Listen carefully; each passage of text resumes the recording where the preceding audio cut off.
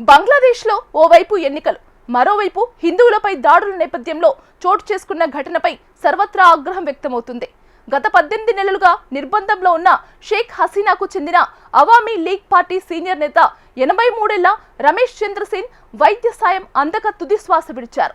మహమ్మద్ యూనస్ నేతృత్వంలోని తాత్కాలిక ప్రభుత్వం ఈ హిందూ నాయకుని పట్ల అత్యంత క్రూరంగా వ్యవహరించడం చర్చనీయాంశంగా మారింది. దీన్ని కస్టడీ హత్యగా అభివర్ణించారు షేక్ హసీనా. అవామీ లీగ్ నేతలను క్రమ పద్ధతిలో అంతం చేస్తున్నారని, దీనిపై అంతర్జాతీయ సమాజం దృష్టి సారించాలని ఆమె కోరారు. పొరుగు దేశం బంగ్లాదేశ్లో మరో దారుణం జరిగిపోయింది. షేక్ హసీనా ప్రభుత్వం కుప్పకులేక హిందువులపై మూకదాడులు, హత్యలు సర్వసాధారణమైపోగా ఇప్పుడు ఆ బాధితుల జాబితాలో ఏకంగా మాజీ మంత్రి చేరిపోయారు.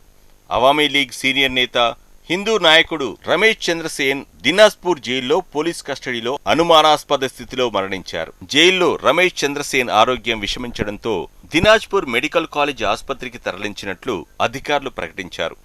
ఆరోగ్యం విషమించిన వెంటనే జైలు సిబ్బంది స్పందించనందునే రమేష్ చంద్రసేన్ చనిపోయి ఉంటారనే అభిప్రాయం వ్యక్తమవుతోంది.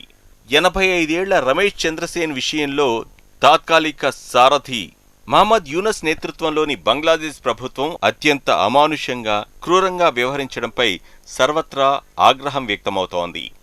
బంగ్లాదేశ్ పార్లమెంట్ ఎన్నికల తేదీ ఫిబ్రవరి 12కి ముందు జరిగిన ఈ ఘటన రాజకీయ వర్గాల్లో చర్చనీయాంశంగా మారింది. 1940 ఏప్రిల్ 30న ఠాకూర్గావ్ జిల్లాలో జన్మించిన రమేష్ చంద్రసేన్ అవామీ లీగ్ పార్టీలో అనుభవజ్ఞుడైన నేతగా పేరు పొందారు. ఒక టీచర్గా కెరీర్ను మొదలుపెట్టిన రమేష్ చంద్రసేన్ ప్రజాప్రతినిధిగా మంచి పేరును సంపాదించారు. మొత్తం 5 సార్లు ఎంపీగా ఎన్నికయ్యారు.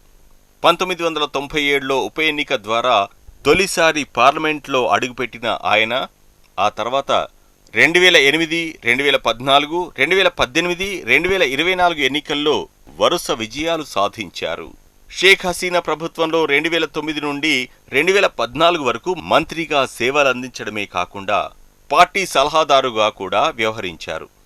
రమేష్ అజాతశత్రువు, ఎంతో మందికి సాయపడ్డారు. బంగ్లాదేశ్ నేషనలిస్టు పార్టీ ముఖ్య నేత మిర్జా ఫఖ్రుల్ ఇస్లాం ఆలంగీర్ను ఎదిరించి పెద్ద నేతగా ఎదిగారు. అది వాళ్లకు నచ్చలేదు. అతివాద తాత్కాలిక సర్కార్ పొట్టనబెట్టుకుంది.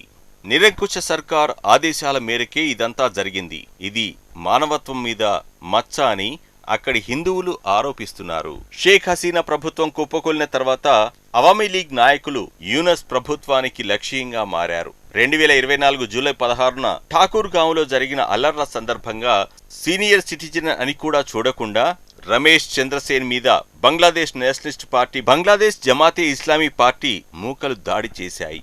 అయితే ఆయనకు న్యాయం చేయాల్సిన యూనస్ ప్రభుత్వం తప్పుడు అభియోగాలు మోపింది. విద్యార్థుల ర్యాలీపై బాంబులు విసిరి దాడి చేశారనే ఆరోపణతో అభియోగాలు మోపారు.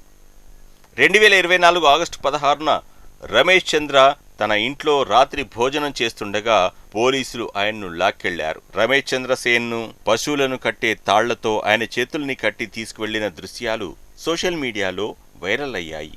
హెల్మెట్, పోలీస్ డ్రెస్లో తరలించి ఠాకూర్గావ్ జిల్లా జైలుకు తరలించారు. అనంతరం అక్కడి నుంచి దినాజ్పూర్ జైలుకు పంపారు. 83 ఏళ్ల వయసులో ఉన్న రమేష్ను కోర్టు ఎదుట హాజరుపరచకుండా 1.5 ఏడాది పాటు జైల్లో ఉంచారు. ఇప్పటికే వెలువడిన పలు సర్వేల ప్రకారం బంగ్లాదేశ్ నేషనలిస్ట్ పార్టీ ఈ ఎన్నికల్లో ఆధిక్యంలో ఉన్నట్లు తెలుస్తోంది. ఇటువంటి తరుణంలో అవామీ లీగ్ సీనియర్ నేత మృతి చెందడం రాజకీయ వర్గాల్లో చర్చనీయాంశంగా నిలిచింది. రమేష్ చంద్రసేన్ వృద్ధుడని కూడా చూడకుండా యూనస్ ప్రభుత్వం అరెస్టు చేయించింది. ఆయన ఆరోగ్యం బాగాలేదనే విషయాన్ని పరిగణలోకి తీసుకోలేదు. సకాలంలో వైద్య చికిత్స అందక దినాజ్పూర్ జైల్లో ఆయన చనిపోయారు. దీనికి స్వయంగా యూనస్ సమాధానం చెప్పాలని అవామీ లీగ్ డిమాండ్ చేసింది. ఏఎస్కే నివేదిక ప్రకారం ఒక 2025 సంవత్సరంలోనే బంగ్లాదేశ్ జైళ్లలో దాదాపు 107 మంది చనిపోయారు. మృతుల్లో ఎక్కువ మంది షేక్ హసీనాకు చెందిన అవామీ లీగ్ పార్టీ నేతలే. అన్ని మరణాల విషయంలోనూ జైలు అధికారులు గుండెపోటు, ఆకస్మిక అస్వస్థత అనే 2 కారణాలనే ప్రతిసారి చెప్పారు.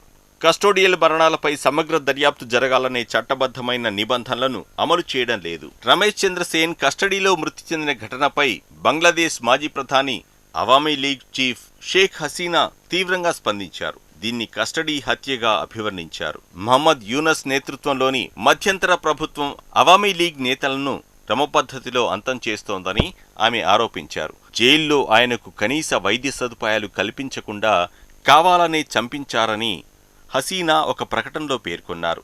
అవామీ లీగ్ నేతలను బలిపశువులను చేస్తూ వారి పట్ల పాశవికంగా వ్యవహరించడంపై అంతర్జాతీయ సమాజం దృష్టి సారించాలని ఆమె కోరారు. బంగ్లాదేశ్లో జరుగుతున్న పార్లమెంట్ ఎన్నికలను ఓ నాటకంగా ఆమె అభివర్ణించారు.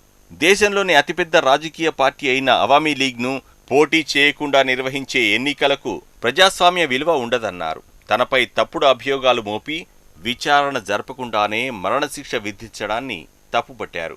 ఇది తనను రాజకీయంగా అంతం చేసే కుట్ర అని ఆరోపించారు. షేక్ హసీనా ప్రభుత్వం పతనమైన తర్వాత ఇస్లామిక్ మత ఛాందసవాదులు హిందువులపై దాడులు, హత్యలు, అత్యాచారాలు విచ్చలవిడిగా సాగిస్తున్నారు.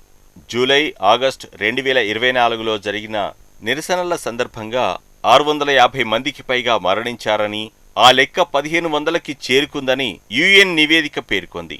గతేడాది కాలంలో 522 మతహింస ఘటనలు జరిగాయని, అందులో 61 హత్యలు, 28 అత్యాచారాలు, 28 సామూహిక అత్యాచారాలు జరిగినట్లు బంగ్లాదేశ్ హిందూ, బౌద్ధ, క్రైస్తవ ఐక్యతా మండలి ప్రకటించింది. మతపరమైన ప్రదేశాలపై దాడులు, విగ్రహాలను అపవిత్రం చేసే విషయంలో 95 సంఘటనలు నమోదయ్యాయని వెల్లడించింది. మహమ్మద్ యూనస్ నేతృత్వంలోని తాత్కాలిక ప్రభుత్వం భారత్కు వ్యతిరేకంగా స్వయంగా ప్రోత్సహిస్తుందనే విమర్శలున్నాయి. బంగ్లాదేశ్లో హిందువుల ఓట్లు 8% మాత్రమే. అయినా గెలుపోటములు నిర్ణయించడంలో ఈ ఓట్లు కీలకం కానున్నాయి. అయితే హిందువులు ధైర్యంగా ఓటేసే పరిస్థితులు కనిపించడం లేదు.